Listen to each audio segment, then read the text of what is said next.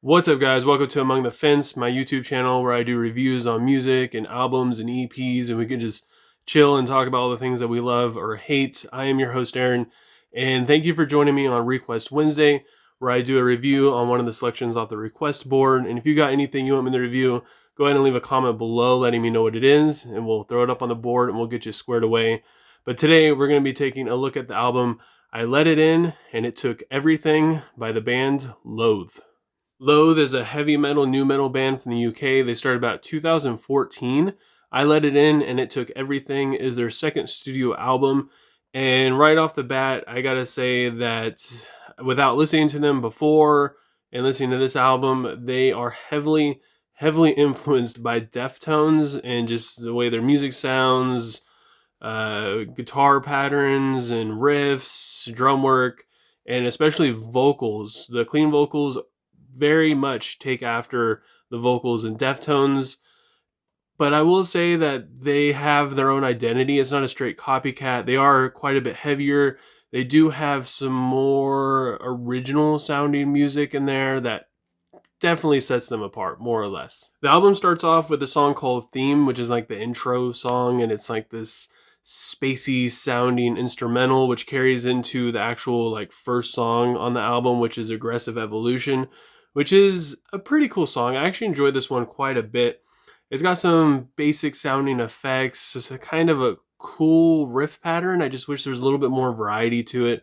The distorted vocals are absolutely nasty, and the clean vocals are just, I can't get past how Deftone-esque they are, which isn't a bad thing. They sound fantastic, and I love it.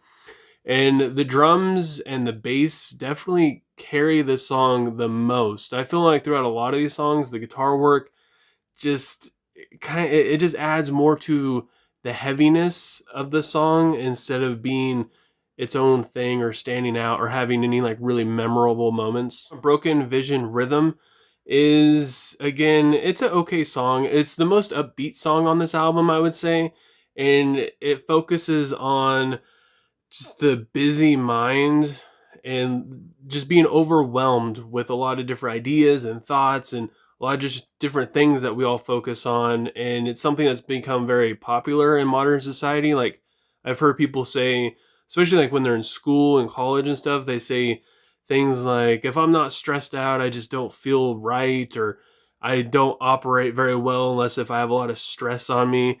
And it's just become a very popular thing. And this song kind of dives into that idea and explores it a little bit more.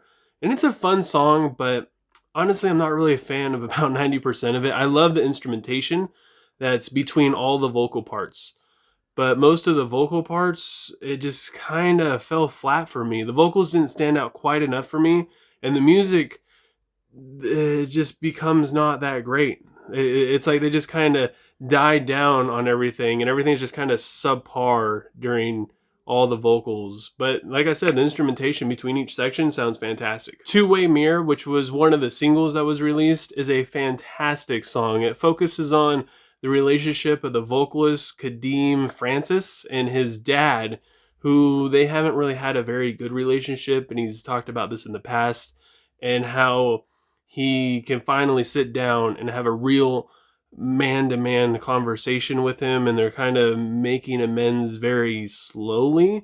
And the song focuses more on his clean vocals, and it just sounds absolutely amazing. A mixture of the lyrics and the amazing melodies thrown throughout it just make it ooze emotion. And I love how after the bridge, everything kind of dies out, and you can hear like conversations in a crowd off in the distance. And then all of a sudden the last chorus comes in, and it just sounds so great, and it's got amazing transitions. The songs New Faces in the Dark and Gourd were made with the same kind of intent. They wanted them to sound retro, so they recorded and produced them using equipment from the 70s. And because of that, it actually pushed the production date a little bit further out because it took a little bit longer than they thought it would using older style equipment. And they're both meant to almost be taken like out of a movie scene in a sense. So they do have good imagery. New Faces in the Dark is really good. It's got tons of heaviness to it, and it's just non-stop. And even the clean vocals have a little bit of grit on them, and it just even all the pretty parts just sound so raw and a little bit dirty here and there, which sounds fantastic. They managed to make a song sound like it's vintage and modern at the same time. While on the other hand, Gourd, I found myself being a little bored while listening to it. It's it's got a cool riff at the beginning, but then after the main verse, it just kind of becomes bland to me because the riff dies out and they start doing kind of the same thing with the guitars that you hear on every other track. The drums do stand out a little bit. The distorted vocals sound good at first, but then again, it's just kind of the same thing over and over again throughout the song. It just became kind of old. The song Screaming is probably my favorite track on this album. It's the idea of letting go and seeing the bigger picture in a situation, even if past experiences or trauma are hindering you from doing that. And it just sounds so good. It has a very fast, heavy paced rhythm in the music that flows beautifully underneath the clean vocals, which are a little bit slower paced. And just the contrast between the two, it sounds fantastic. And people hate when I say this, but it has a little bit of a pop feel to it, especially in the drums, which, I mean, that's not a bad thing. And the distorted vocals kind of sound like a demon or something, which they do sound a little bit out of place on this song, but it does a good job at representing like your inner thoughts, especially something like fear or something that's telling you that this situation isn't good. A sad cartoon takes the perspective of somebody who has anxiety because they have the ability to be great and do awesome things, but they let self-doubt get in their way and it keeps them from even trying, or like when they fail, they just completely give up. And it starts out with this very pretty acoustic passage, and it has a very solid riff. Clean vocals sound fantastic. The chorus is absolutely amazing sounding. They actually said that this is one of the most important songs that like developed their current sound, and I can absolutely see why, because it's phenomenal. The song Heavy is the Head That Falls with the Weight of 1,000 Thoughts is about a mental deconstruction of losing yourself limb by limb, thought by thought, until eventually you lose all control. And the song has, at least in the intro, has some like black death metal influences, which I actually enjoyed quite a bit. And I was hoping it would go throughout the song, but it doesn't. And this verse gets very stompy and it's a very like mosh pit song. I feel like this song would be really good live. It's very heavy, the distorted vocals, I mean, it sounds like a demon.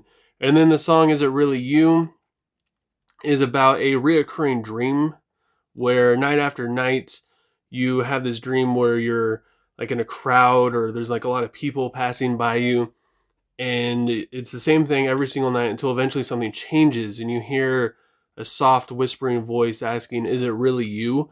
And between the music and the vocals, this song does a good job at really just throwing you into that dreamlike state, and it has amazing imagery.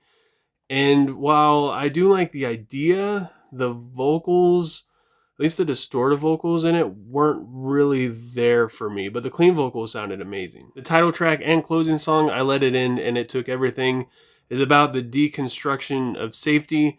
And the song starts out with this very pretty acoustic intro. It sounds kind of unsettling, especially with the clean vocals, but it is then replaced with a very, very smooth, sexy drum pattern.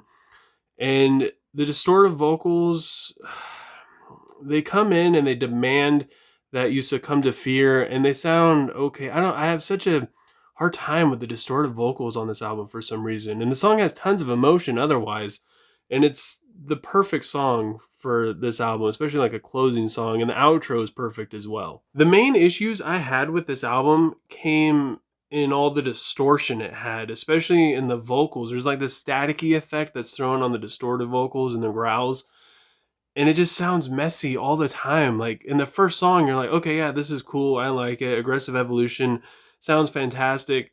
But then the next song, it does the same thing, and all the way through, the growled vocals just have this statickiness thrown all over them, and to the point to where if there isn't any clean vocals in a song, it just sounds like a distorted mess, and it just got old really quick for me. Like the first time I heard it on one of the songs, I was like, all right, this is good.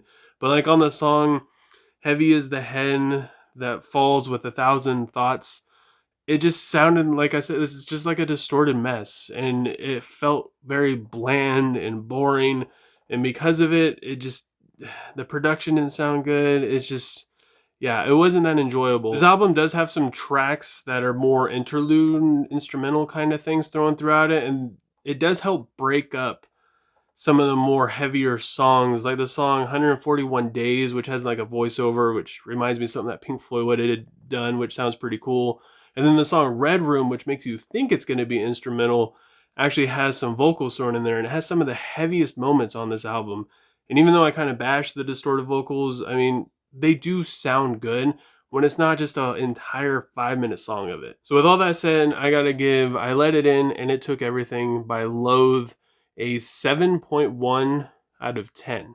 But I want to know what you guys think, because this album has been requested quite a bit and there's a little bit of buzz around it, but I haven't really paid too much attention to how people are receiving it.